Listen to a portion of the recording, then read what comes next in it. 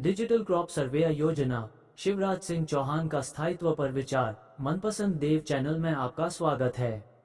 नमस्कार दोस्तों, स्वागत है आपके अपने चैनल मनपसंद देव पर। आज हम बात करेंगे एक बेहद महत्वपूर्ण योजना के बारे में जो किसानों और युवाओं के लिए एक नई उम्मीद बन सकती है, डिजिटल क्रॉप सर्वे योजना। इस योजना के तहत सरकार ने फसल सर्वेक्षण को और अधिक पारदर्शी और सटीक बनाने के लिए आधुनिक तकनीकों का इस्तेमाल किया है। आइए जानते हैं इस योजना की पूरी जानकारी और शिवराज सिंह चौहान जी के विचार, जिनसे ये पता चलता है कि क्या इस योजना को स्थायी रूप से लागू किया जा सकता है। डिजिटल क्रॉप सर्वे योजना का परिचय। मध्य प्रदेश सरकार द्वारा शुरू की गई डिजिटल क्रॉप सर्वे योजना का उद्देश्य किसानों और युवाओं को सशक्त बनाना है।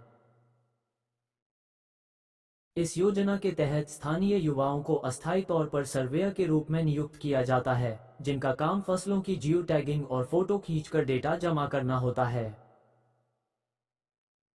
ये तकनीक फसल सर्वेक्षण को अधिक सटीक और पारदर्शी बनाएगी, जिससे किसानों को कई सरकारी लाभ मिल सकेंगे।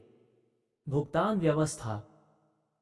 सर्वेयर को भुगतान की व्यवस्था भी पूरी तरह पारदर्शी है। पहली फसल के लिए 8 रुपये प्रति सर्वे नंबर, अतिरिक्त फसलों के लिए 2 रुपये प्रति फसल। उदाहरण के तौर पर यदि किसी सर्वे नंबर में 3 फसलें दर्ज होती हैं, तो कुल भुगतान 12 रुपये होगा।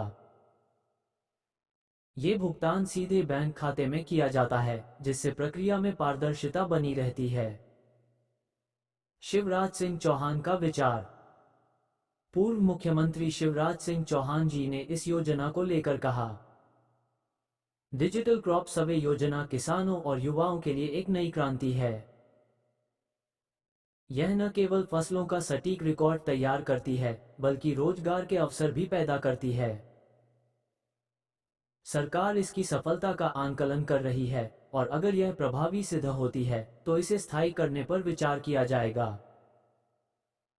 उनके इस बयान से साफ है कि सरकार इस योजना की सफलता को लेकर सकारात्मक है और अगर यह सफल रही तो इसे स्थायी रूप से लागू किया जा सकता है। इसका भविष्य इस बात पर निर्भर करेगा कि यह योजना किसानों और युवाओं के लिए कितनी उपयोगी साबित होती है। योजना के लाभ। 1. किसानों के लिए सटीक फसल रिकॉर्ड की मदद से किसान आसानी से फसल बीमा और सरकारी योजनाओं का लाभ उठा सकते हैं। 2. रोजगार सृजन। इस योजना के जरिए स्थानीय युवाओं को रोजगार मिलेगा, जिससे ग्रामीण क्षेत्रों में आर्थिक सुधार होगा। 3. पारदर्शिता। डिजिटल तकनीक और जियो टैगिंग के माध्यम से फसल डेटा में पारदर्शिता बनी रहती है। 4. सरकार को लाभ। सटीक और अद्यतन डेटा के आधार पर सरकार को योजनाओं का बेहतर क्रियान्वयन करने में मदद मिलेगी। स्थायीकरण की संभावनाएं। सरकार ने स्पष्ट किया है कि यदि यह योजना अपने लक्ष्यों को सही तरीके से हासिल करती है तो इसे स्थायी रूप से लागू किया जा सकता है। शिवराज सिंह चौहान जी ने कहा है कि यह योजना केवल अस्थायी रोजगार देने का उद्देश्य नहीं है, बल्कि युवाओं को स्थिर और सम्मानजनक भविष्य प्रदान करना है। हमारा संदेश। ये योजना किसानों और युवाओं दोनों के लिए एक महत्वपूर्ण पहल है। अगर यह योजना सफल होती है और सरकार इसे स्थायी बनाती है, तो ये ग्रामीण भारत के लिए एक नई दिशा होगी। इसके लिए हम सबकी जिम्मेदारी है कि इस योजना का सही ढंग से उपयोग करें और सरकार को इसका ईमानदारी से फीडबैक दें।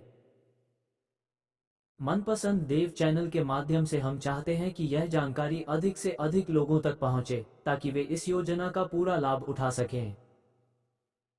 हमारा उद्देश्य केवल जानकारी देना नहीं है, बल्कि आपको सही दिशा दिखाना भी है। तो दोस्तों, अगर आपको ये जानकारी पसंद आई हो तो हमारे चैनल मनपसंद देव को सब्सक्राइब करें, वीडियो को लाइक और शेयर करें। मिलते हैं अगले वीडियो में, तब तक के लिए धन्यवाद।